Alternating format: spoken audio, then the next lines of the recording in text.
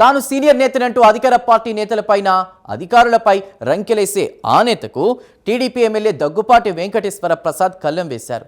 నీతివంతమైన కుటుంబం, నిజాయితీకి నిలువుటద్దం అని చెప్పుకునే మాజీ ఎమ్మెల్యే అనంత వెంకట్రామరెడ్డి ముక్కుకు ఎమ్మెల్యే ముక్కుతాడు వేశారు. ఇంతకీ ఏ జిల్లాలో ఈ పరిస్థితి నెలకొంది? ఆ నేతల మధ్య ఏం జరుగుతోంది? Watch the story.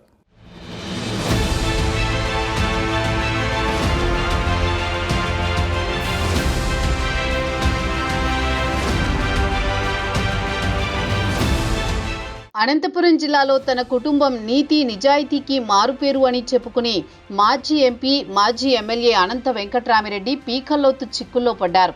Anantapuram urban MLA Daggubati Venkateswara Prasad ఆయన బాగోతం ఆధారాలతో మీడియా ఎదుట బయటపెట్టడంతో అనంత నోరెళ్లబెట్టారు. 20/1, 22/1, 50/1, 51/2, 26, 49/2, 35/2, 23/2B, 49/1 సర్వే నెంబర్లలో డీసీ ల్యాండ్స్ మీ సోదరులు సుబ్బారెడ్డి, చంద్రారెడ్డి, మీ సోదరుడి భార్య మాలతి పేరిట చేయించుకోలేదా అంటూ ఆధారాలతో తేటతెల్లం చేశారు. ఎప్పుడూ రాజకీయ విమర్శలు చేసుకునే నేతలు ఈసారి వ్యక్తిగత విమర్శలకు దిగారు.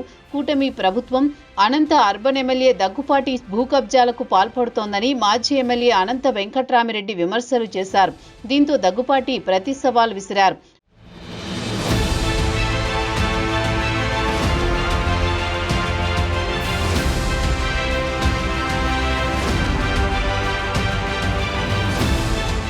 అయితే ఈ 16 నెలల కాలంలో తాను కానీ తన కుటుంబ సభ్యులు కానీ ఎక్కడైనా సెంటు భూమి కొనుగోలు ఉంటే చేసి చూపించాలని దగ్గుపాటి ఛాలెంజ్ చేశారు. అంతటితో ఆగక 450 ఎకరాలు ఆయనకు ఎక్కడి నుంచి వచ్చాయని నిలదీశారు.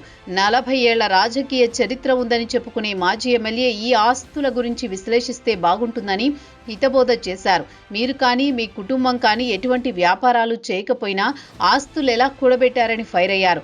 ఎవరైనా పని కోసం ప్రజలు మీ వద్దకొస్తే 9 నెంబర్లు కొట్టి ప్రజలను బురిడి కొట్టించడం మీకు వెన్నతో పెట్టిన విద్య అని ఎద్దేవా చేశారు. మీ చీకటి రాజకీయం తెలిసిన అనంత అర్బన్ ప్రజలు 40 ఏళ్ల మీ రాజకీయానికి స్వస్తి చెప్పి ఇంట్లో కూర్చోబెట్టారని గుర్తు చేశారు. ఎప్పుడూ చంద్రబాబు వయసు గురించి మాట్లాడి మీ అధినేత జగన్ నిన్ను పార్టీ అధ్యక్షుడిని ఎలా చేశారని 70 సంవత్సరాల వయసు పైబడిన మీరు మీ వయసుకు తగ్గట్టు వ్యవహరిస్తే బాగుంటుందని హెచ్చరించారు.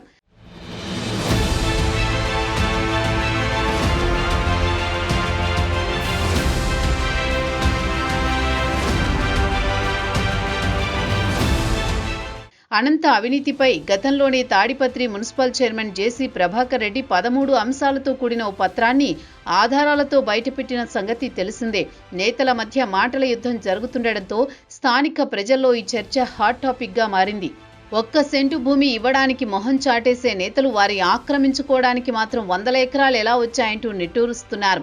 అవినీతి అధికారులు అలాంటి నేతలకు సహకరిస్తారే తప్ప పూట గడవని పేదలకు సహకరించారని వాపోతున్నారు. ఇలాంటి నేతలకు సహకరించిన అవినీతి అధికారులపై చర్యలు తీసుకుంటే తప్ప నేతల్లో మార్పు రాదని రాజకీయ విశ్లేషకులు భావిస్తున్నారు. ఇప్పటికైనా ఆ ప్రభుత్వ భూములను ప్రభుత్వం స్వాధీనం చేసుకుని పేద ప్రజలకు అప్పగించాల్సిన బాధ్యత ఎంతైనా ఉందని ప్రజా సంఘాలు డిమాండ్ చేస్తున్నాయి. ప్రభుత్వం ఎలాంటి చర్యలు చేపడుతుందో వేచి చూడాలి.